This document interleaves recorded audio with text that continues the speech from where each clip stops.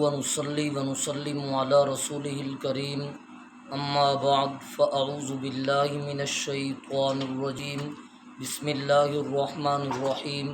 میرے واجب الاحترام سامعین مکرم، آج آپ حضرات کے سامنے وہ دعا بتانے لگے ہیں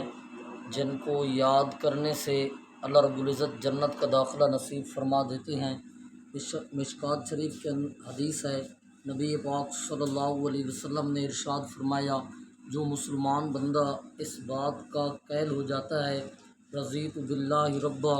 و بالاسلام دینا و بمحمد النبی صلی اللہ علیہ وسلم، میں اللہ کے رب ہونے پر راضی ہوں اور میں اسلام کے دین ہونے پر راضی ہوں اور میں محمد الرسول اللہ صلی اللہ علیہ وسلم کی